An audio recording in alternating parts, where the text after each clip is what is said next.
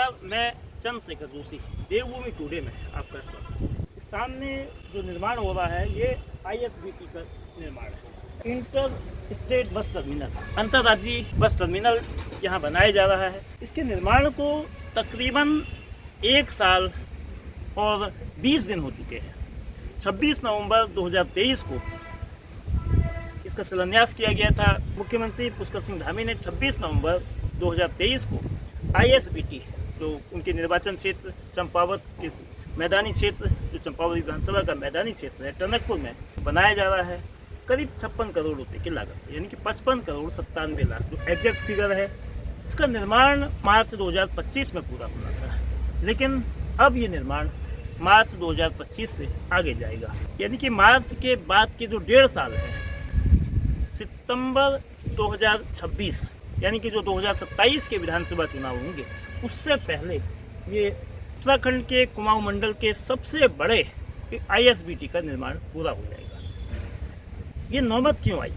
जो निर्माण का जो वक्त था उसको तकरीबन 1.5 साल आगे क्यों बढ़ाया जा रहा है? दरअसल अब सरकार ने, शासन ने इस बस टर्मिनल को अपग्रेड करने का निर्णय लिया है। जो बस टर्मिनल 55 करोड़ 97 लाख रुपए की लागत का बनना था, वह अब 242 करोड़ रुपए की लागत का बनेगा। इसकी DPR, इसके लिए जो स्वीकृतियां हैं उसको लेने की प्रक्रिया चल रही है। तो CNDS जल निगम की जो कार्यदायी संस्था है उसका ये कहना है कि अभी जो मौजूदा राशि है 56 करोड़ की, उसमें से 46 करोड़ रुपया उनको मिल चुका है। 10 करोड़ रुपया जो उनकी लाइबिलिटीज़ है और बाकी काम को पूरा करने के लिए चाहिए, उसका अभी वो पैसा रिलीज़ नहीं हुआ है। तो इस वजह से काम में गति में जरूर कुछ कमी आई है। जो मौजूदा बस टर्मिनल है वो 3 मंजिल का बनना था, जिसको नए डिजाइन में अपग्रेड करके 5 मंजिला करा जाएगा। इसके अलावा यहाँ पेट्रोल पंप, डीजल पंप इत्यादि बनेगा। साथ में जो रेजिडेंशियल ब्लॉक है, जो निगम के अधिकारी हैं, निगम के कर्मचारी हैं, उनके लिए भी उसको बनाया जा रहा है। तो जो इसका विस्तार है उससे एक बात तो ये हो गई कि ये अभी मार्च 2025 में पूरा नहीं होगा। अलबत्ता कुछ हिस्सा ज़रूर इसका अपने पूर्णता की ओर है। इस बस टर्मिनल के बनने से जो सुविधाएं होनी थी, अभी ये बताना इससे पहले ज़्यादा ज़रूरी है। टनकपुर चंपावत ज़िले का मैदानी क्षेत्र, सबसे बड़ा शहर भी है इस ज़िले का, और चंपावत ज़िला और पिथौरागढ़ ज़िला, 2 ज़िलों का ये महत्वपूर्ण केंद्र है। टनकपुर रीजन में 3 डिपो हैं। तो टनकपुर रीजन का सबसे बड़ा डिपो टनकपुर है, और उसके बाद पिथौरागढ़, और आखिर में जो सबसे छोटा डिवीज़न जिसके पास 36 बस बेड़े हैं वो लोहाघाट का है। यानी कि तीनों डिपो में तकरीबन 210 बस हैं। ISBT बढ़ने के बाद बसों का बेड़ा भी बढ़ेगा, दूसरे राज्यों की परिवहन सेवाएं भी यहाँ तक पहुँचेंगी। यात्रियों को तो सुविधा ISBT के बनने से होगी ही। बस बेड़ा बनने से संभावनाएं रोजगार की भी बढ़ेंगी, यात्रियों के लिए सुविधाओं की का विस्तार होगा। सबसे बड़ा फायदा यहाँ के कारोबार, यहाँ के पर्यटन को एक नई दिशा मिलेगी।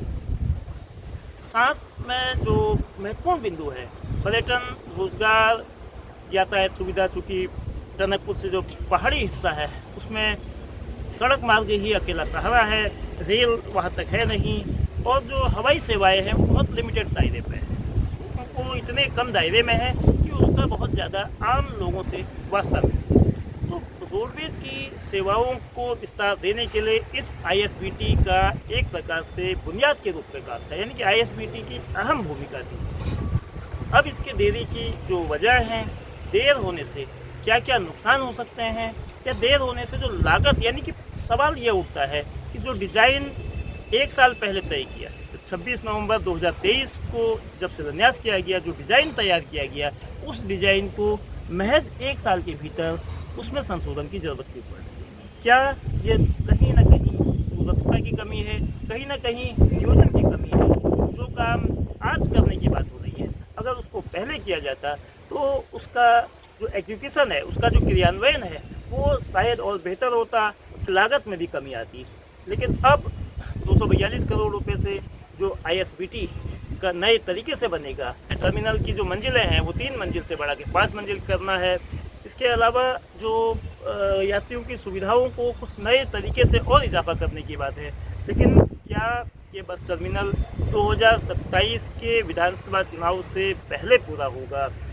ये एक बड़ा सवाल है। जो मौजूदा हाल है, जो अभी का जो परिदृश्य है, वो ये दिखाता है कि काम में एकाएक जो काम की गति है उसमें कमी आई। काम की गति में कमी आने से जो टारगेट है, यद्यपि CNDS का ये कहना है कि अभी 80% काम पूरा हो गया है, लेकिन जो मौजूदा जो ग्राउंड में जो हालात हैं वो कहीं नहीं लगता है कि 80% काम पूरा हुआ है। अभी फिनिशिंग स्टेज तो बहुत बात की है, अभी कई जगह सेकेंड स्टोरी बननी है और भी बहुत सारे काम इसमें होने हैं। तो ये ISBT जो चंपावत ज़िले के परिवहन क्षेत्र में परिवहन सुविधाओं को देने में, यातायात की जो सुविधाओं के विस्तार में बहुत बड़ा रोल अदा करता है, लेकिन उसकी देरी की वजह से इन सब काम में विलम्ब हो रहा है। अब ये देखना है कि ISBT के जो सेकंड फेज़ का जो निर्माण होगा, जो अपग्रेडेशन के स्टेज का, वो कब होगा और उसकी मंजूरी कब मिलेगी। अलबत्ता तकरीबन 242 करोड़ रुपए का जो 56 करोड़ के स्थान पे अब ISBT 242 करोड़ रुपए का बनेगा।